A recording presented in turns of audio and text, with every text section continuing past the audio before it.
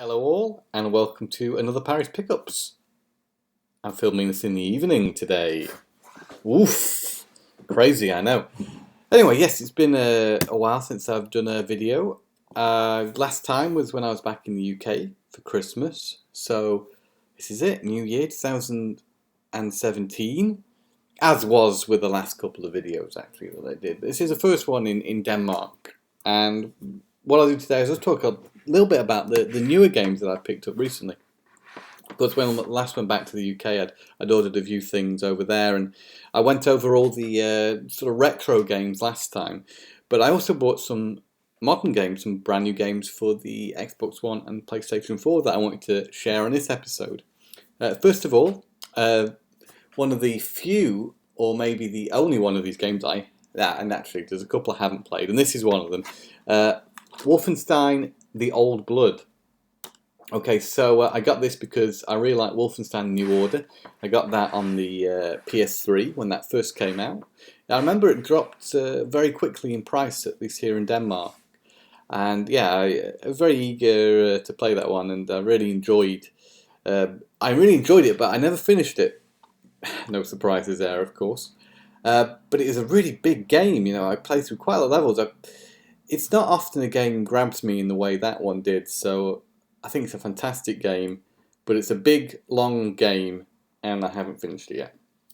What this is The Old Blood, which is a smaller game, at least. I think it's a prequel to Wolfenstein: The New Order. This goes right back in time to 1946. So I really am looking forward to playing it, and hopefully it won't be too long.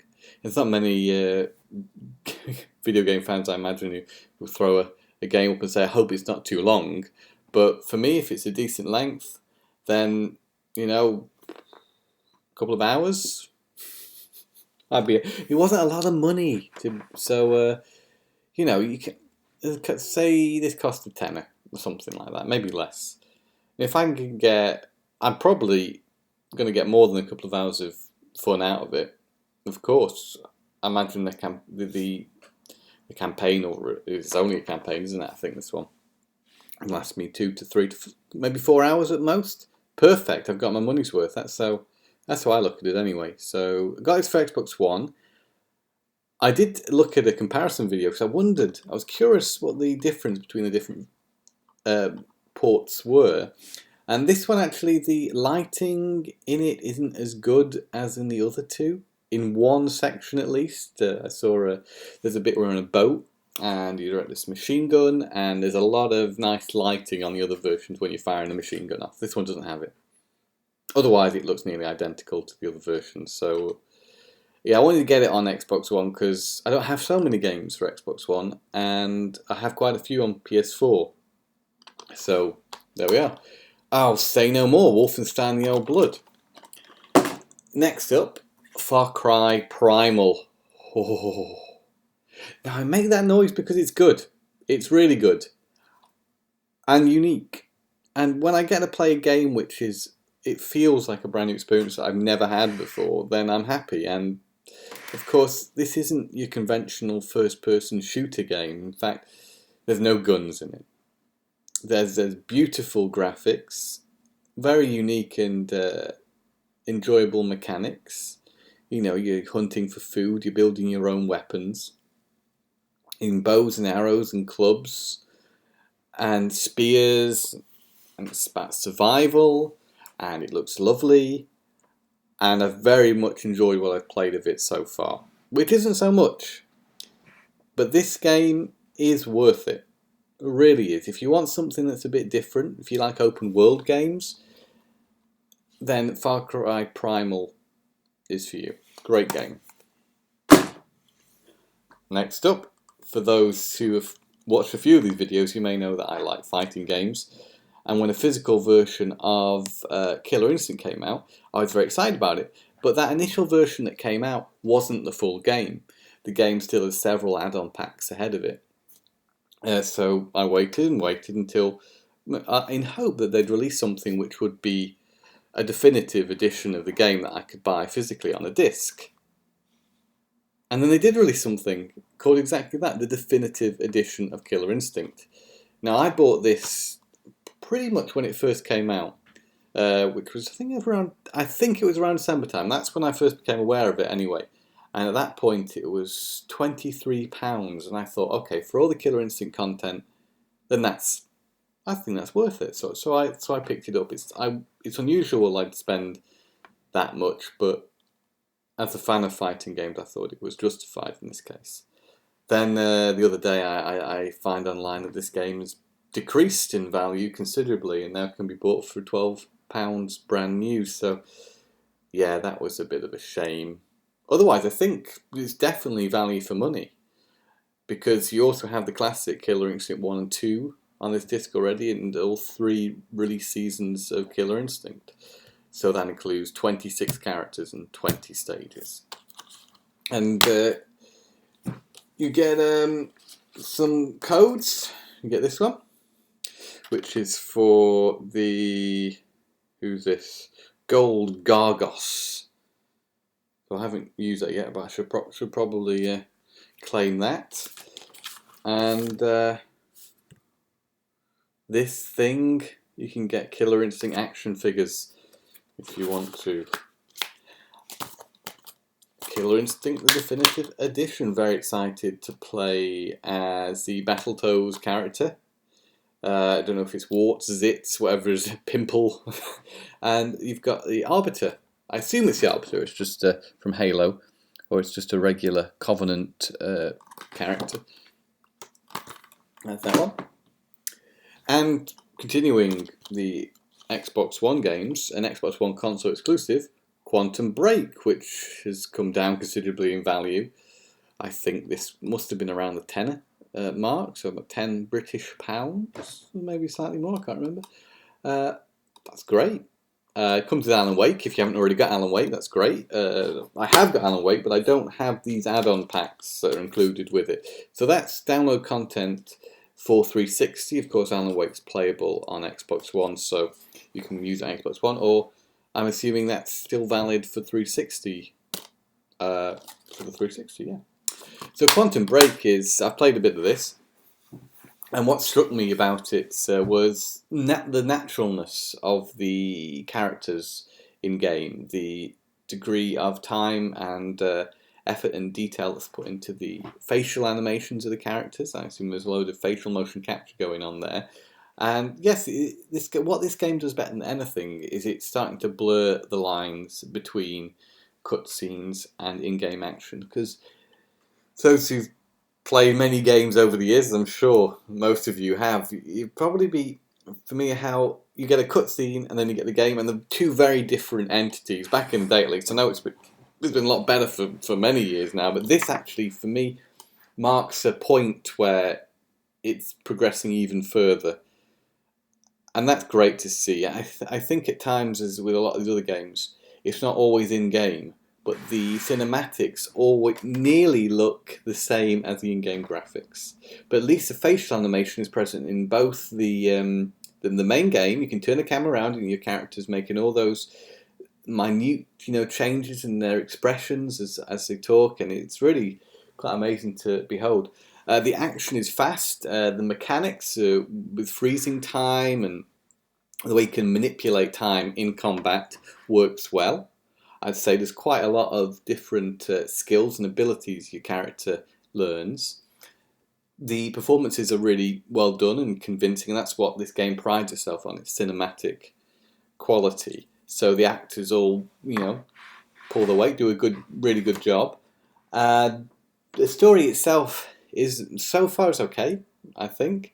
I think that will be expanded upon if I was to watch the episodes. So once you bought this, you can download the season of Quantum Break. I don't know exactly how many episodes are, but I assume there's a few because the download is 75 gigabytes. So I'm still only 35% through it, and I was downloading for quite a long time. So I've not got to watch any of them yet, but I imagine they do, kind of flesh out the storyline a little bit more. Which, again, it isn't bad, but it's not particularly worth writing home about as yet.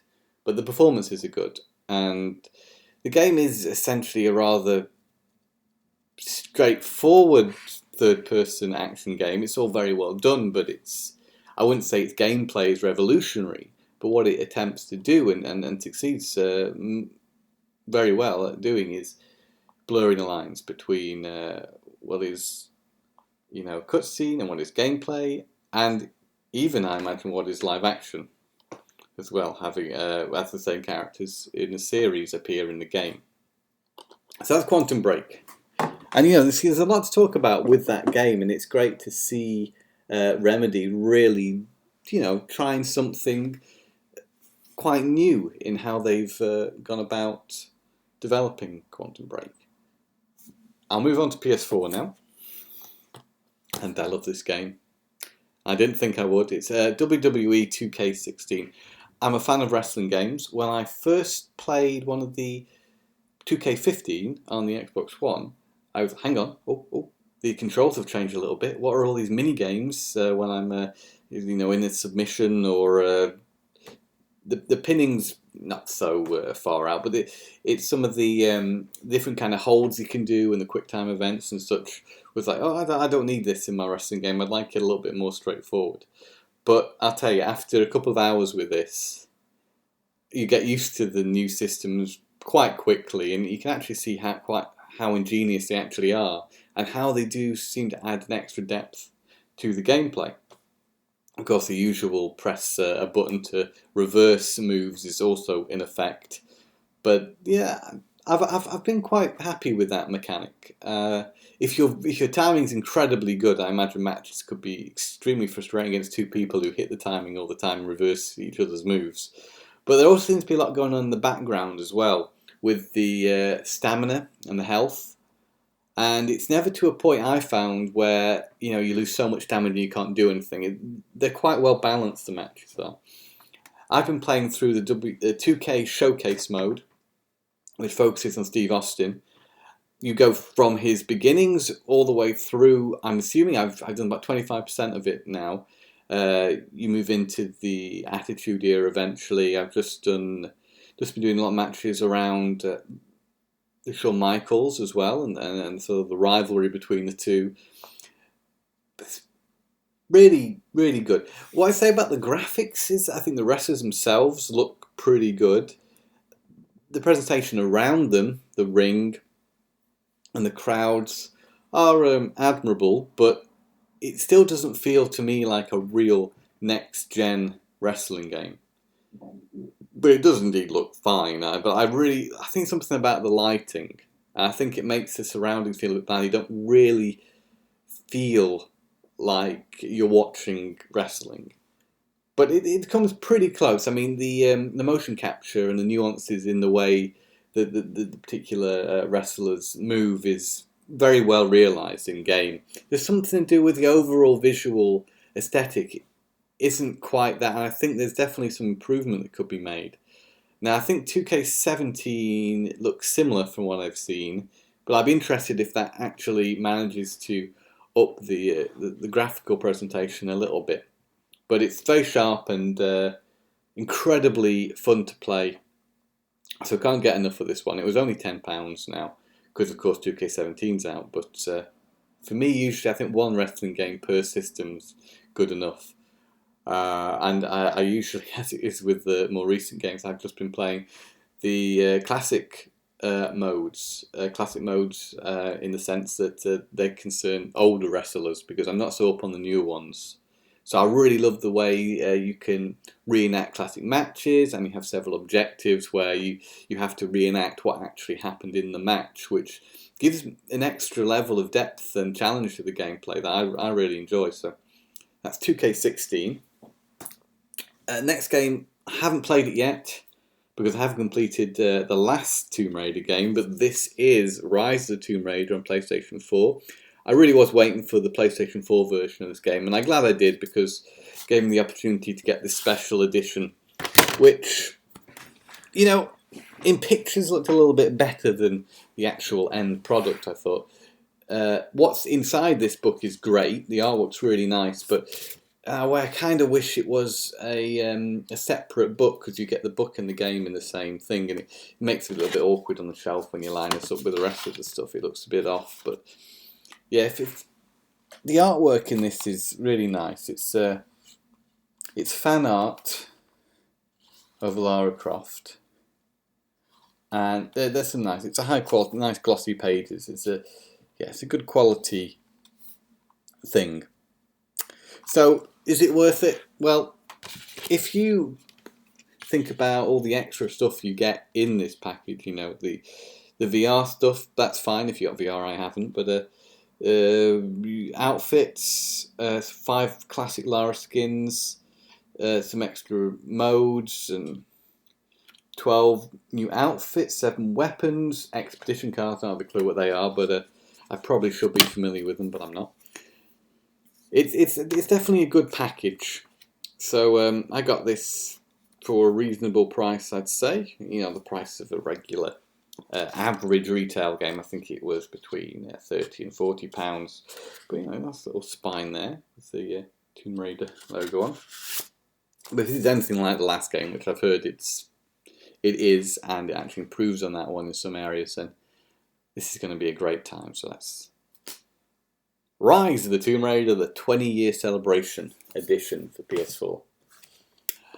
Vermintide is a game that I got for Christmas off my friend Gareth, and I actually bought him the same game as well. It was pre-planned. We could have just bought the games for ourselves, but you know, as we knew we both wanted to play this game, it was our Christmas gift to each other. Been playing online. It's better when you have more than 2 people, because either way you're going to have computer players if you haven't got human players. So we played this last week, me, Gareth, and another friend, and we had a super time on it. But the only letdown was the computer player wasn't so brainy. And I think if you get 4 human players on this, then the game will be a little bit easier. It's basically... Now, I haven't played many games like this, but I played Left 4 Dead, and I think that's one of the closest modern comparisons I can make. But if you're making a comparison maybe to an older game, you could imagine this as like a 3D first-person gauntlet. These are your 4 character classes, and you have to get through waves of enemies to get to an eventual goal. In these missions, well, I say the missions, sometimes it's really just surviving, getting from one point to another point, but there are usually some sort of objective in between. For example, you may have to move some barrels to a doorway and explode them to get through. That could be one of the challenges. You have to move some. It doesn't sound very exciting, but they do kind of shake up the gameplay a bit. Like you've got to get some food supplies into a wagon and survive the hordes of rat men. The Skaven are your enemy in this game, and they're quite formidable, and they look very good. What I have to say, this game is beautiful. It's some of the best graphics I've seen on PS4. Originally a PC game, the PS4 version came out a little bit later, but I think it seems like a very good port to me, and a really enjoyable game. So it's a multiplayer game though, so there's not really much here for the single player, as I wouldn't advise playing with the computer players because they're a bit dumb. The AI isn't the best. So if you can find at least a couple of other friends to play this with, then it is a really great time and quite a unique experience. In a similar way that Far Cry Primal is, it's a first-person game. There are guns in it, but it's not your traditional first-person shooter. You've got bow and arrow, axe and such, so for me this is a nice fresh approach to a game like this, and I really enjoy it. So that's that one. That's Vermintide. This is a long one, isn't it? And last of all, I got Last Guardian. Well, that's appropriate for that to be the last one, isn't it? It's great.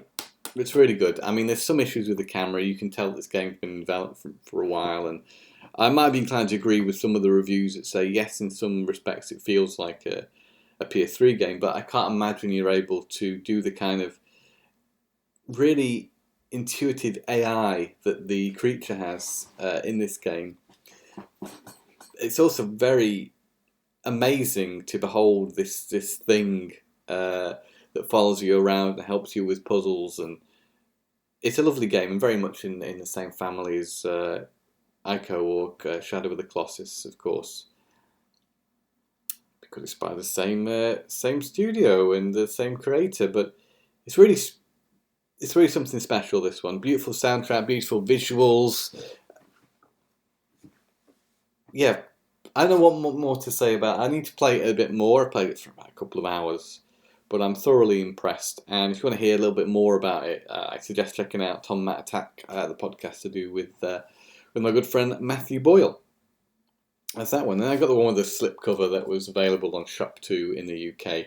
So of course there's a regular cover there, but this one with the concept art on, I thought was rather nice. So it's unusual I pick up a game on release, but I did pre-order this one, and I just say I'm not disappointed with it. And that brings me to the end of another Parry pickups. 20 minutes, believe it or not. But they're the newer games I've picked up. I'm going back to the UK this weekend. I hope to get in a short video on some of the things I've picked up online since coming back to Denmark. There's not been many, but maybe there'll be a short video within the next few days, I hope. Otherwise, happy gaming, and I look forward to speaking to you again soon. Bye for now.